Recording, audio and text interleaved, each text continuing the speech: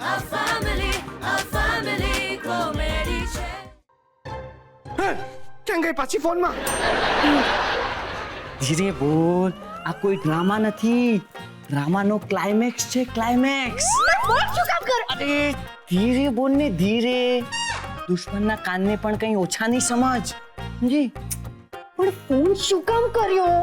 મારે છે ને તને આમ સિક્રેટલી બોલાવી હતી એટલા માટે. દિશા, બહુ ગંભીર મામલો છે. કેમ?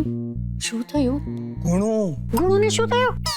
અરે એને કંઈ નથી થયું, પણ એને કંઈક થાય ને એવું કંઈક કરવાનું છે.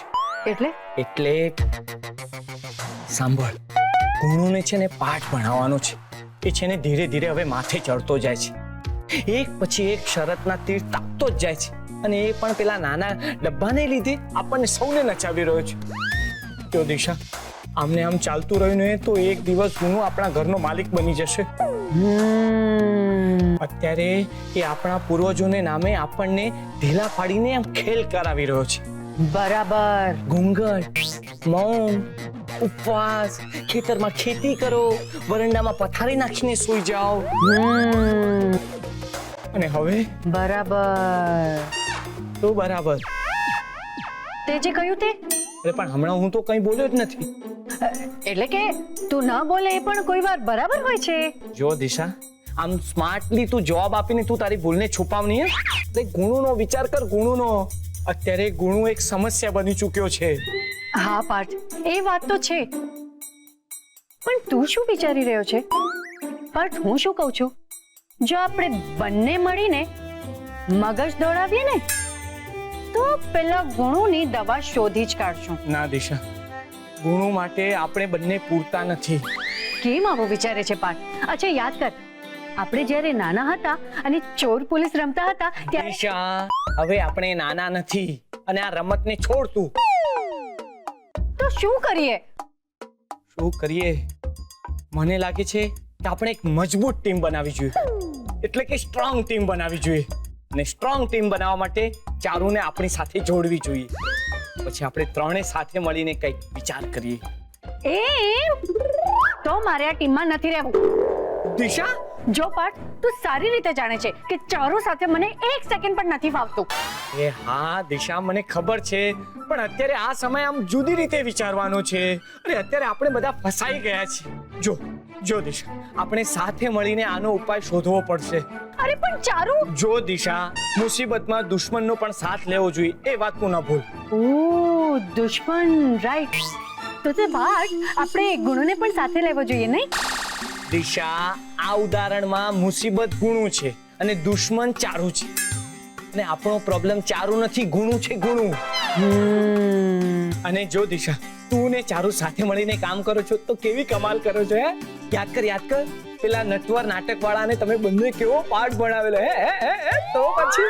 અને જો દિશા, આપણામાં સંપ હશે ને તો બહારની કોઈ પણ વ્યક્તિ આપણને સતાવી નહીં શકે. ઠીક છે, સમજી ગઈ.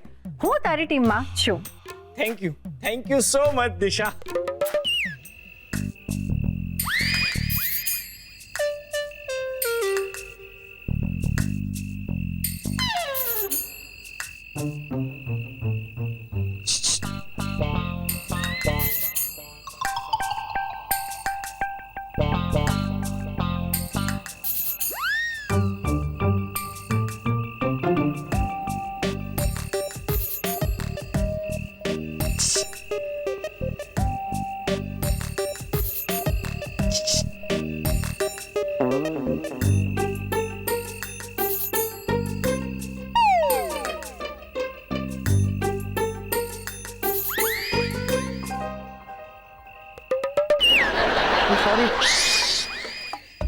સોરી, જરા જોકું આવી ગયું.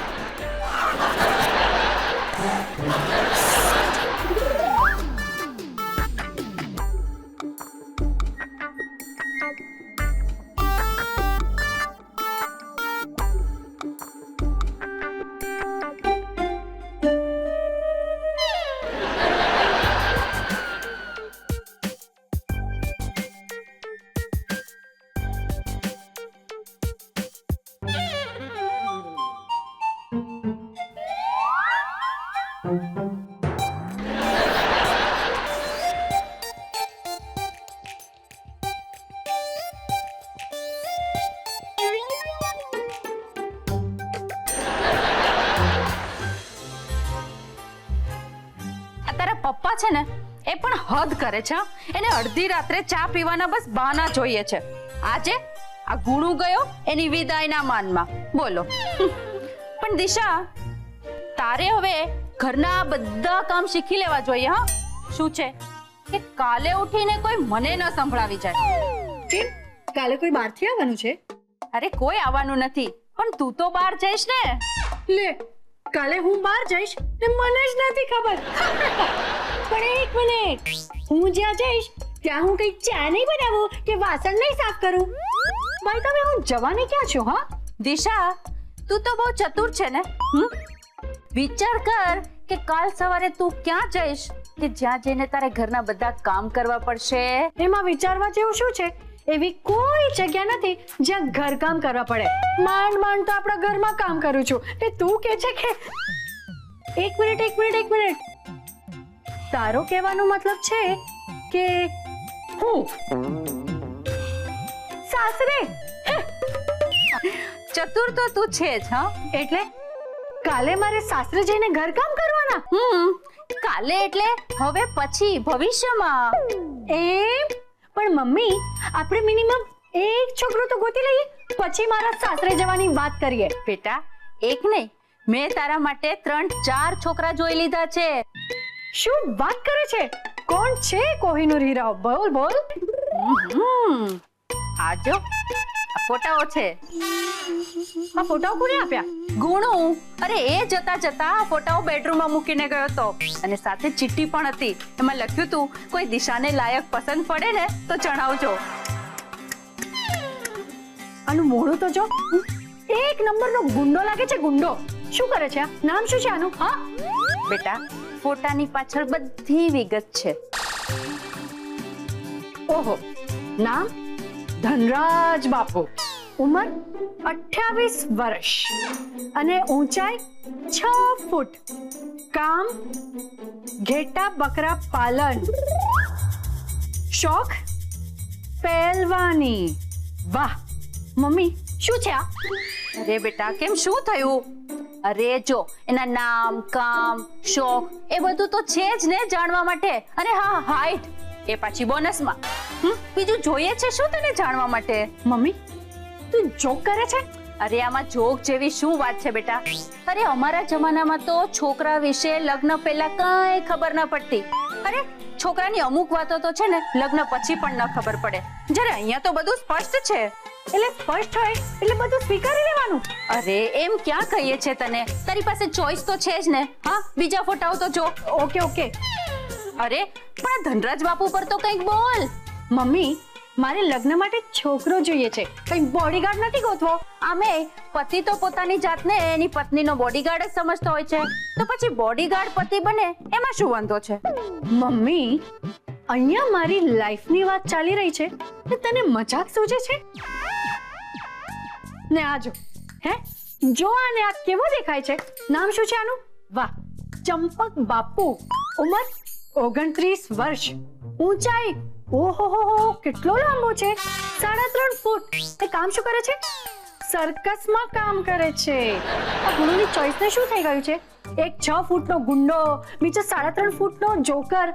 મમ્મી, વર્ષમાં એકવાર સર્કસ જોવાની ઈચ્છા થાય છે. આને જોયા પછી છે ને એ ઈચ્છા પણ સાવ મરી ગઈ. અરે વિચારી જો, રોજ તને ઘરે બેઠા જ સર્કસ જોવા મળશે. No thanks. લગ્ન પોતે જ એક સર્કસ છે, એમાં અસલી સર્કસને મિક્સ કરવાની જરૂર નથી. કેમ, શું થયું? બસ 2 ફોટા જોઈને જ ધરાઈ ગઈ? મમ્મી બસ, હા કેવા લોકો છે ફોટામાં? મને તો લાગે છે કે ગુણુના નામે તું તારી પસંદના છોકરાઓના ફોટો દેખાડી રહી છે મને.